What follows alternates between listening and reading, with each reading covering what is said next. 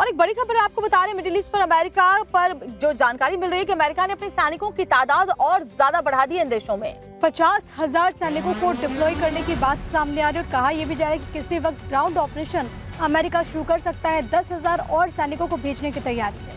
तो boots on ground नजर आ सकते हैं। इसको लेकर के देखिए कैसे जानकारी मिल रही है कि 10,000 और जवानों की नई तैनाती अब अमेरिका की तरफ से की जा रही है। पहले से ही 50,000 जवान तैनात हैं। मरीन कमांडोज को भी अमेरिका ने तैनात कर दिया था और अब कहा जा रहा है कि बड़ी प्लानिंग है और इसको लेकर के पेंटागन लंबे वक्त से खाका भी तैयार कर रहा था। और अब खबर ये है कि इस प्लानिंग के तहत अपने जितने भी जवान हैं उनको ग्राउंड पर उतारने की तैयारी अमेरिका कर रहा है। 2 तस्वीरें आप देखिए। इन 2 तस्वीरों में आप देख सकते हैं कैसे जो डिप्लॉयमेंट है वो बढ़ा दी गई है। इस तस्वीर को देखकर अब सीधा सीधा समझा जा सकता है कि फिलहाल जंग खत्म होने के आसार नजर नहीं आ रहे हैं। 10,000 और जवानों की जो नई तैनाती है वो इसी ओर इशारा करती है।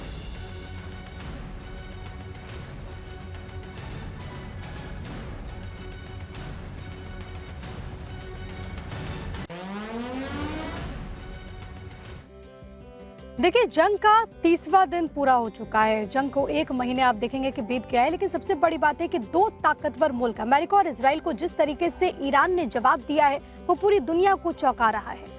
बिल्कुल सही कहा प्रिया, लेकिन इस वक्त जो आंकड़े सामने आए हैं ईरान से, ईरान को जो नुकसान पहुंचा है वो आंकड़े बहुत ही दर्दनाक है। आप भी देखिए रिपोर्ट में।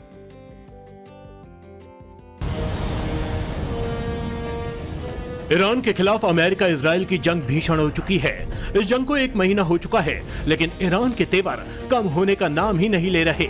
अब यह युद्ध अमेरिका इजराइल के लिए एक गंभीर चुनौती बन चुका है, क्योंकि जंग के 30 दिन होने के बावजूद ईरान अमेरिका और इजराइल का डटकर मुकाबला करते हुए दुनिया को अपनी ताकत का प्रदर्शन कर रहा है। इस 1 महीने में ऐसे कई मौके देखने को मिले जब ईरानी नेताओं ने अमेरिका और राष्ट्रपति ट्रंप को मुंह तोड़ जवाब दिया।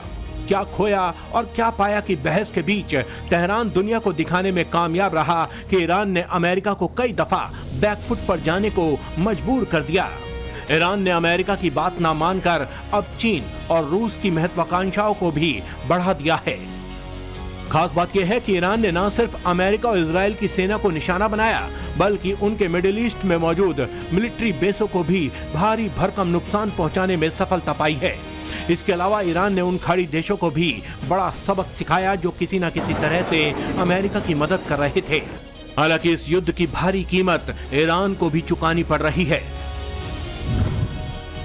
क्योंकि ईरान की सरकारी मीडिया के अनुसार ईरान में मृतकों का आंकड़ा 3,000 से भी ऊपर जा पहुंचा है, जिसमें 216 बच्चे भी शामिल हैं।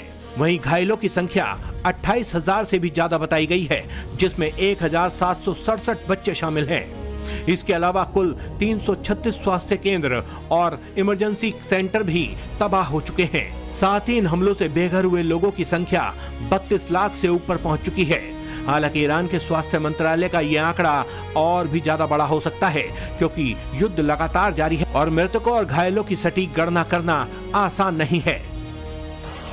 दरअसल अमेरिका और इजराइल ने पिछले महीने यानी 28 फरवरी को ईरान पर संयुक्त कार्रवाई की थी। तभी से ईरान में इंटरनेट सेवाएं भी बंद हैं। इससे देश की लगभग 9 करोड़ आबादी का संपर्क बाहरी दुनिया से टूट चुका है। ईरान में इंटरनेट ब्लैकआउट के 1 महीने पूरे होने के चलते ऑनलाइन शॉपिंग से लेकर ऑनलाइन बैंकिंग, सोशल मीडिया तक ठप पड़ा हुआ है। अब भी हालात सामान्य होने के संकेत नहीं है। सुरक्षा कारणों के साथ साथ सूचना के प्रवाह को नियंत्रित करने के उद्देश्य से ये डिजिटल ब्लैकआउट किया गया है। इस बीच संयुक्त राष्ट्र की एजेंसी का अनुमान है कि संघर्ष से हुई तबाही से ईरान में बड़े पैमाने पर विस्थापन भी हुआ है और ये लगातार जारी है। लेकिन सिर्फ ईरान ही अकेला ऐसा देश नहीं है जहां तेजी से बढ़ते संघर्ष की वजह से लोगों के सामने विस्थापन का संकट पैदा हुआ हो। लेबनान की स्थिति भी बेहद चिंताजनक है। इजरायली सैन्य अभियान के चलते दक्षिणी लेबनान के हजारों लोग अपने घर इलाके छोड़ने को मजबूर हो रहे हैं।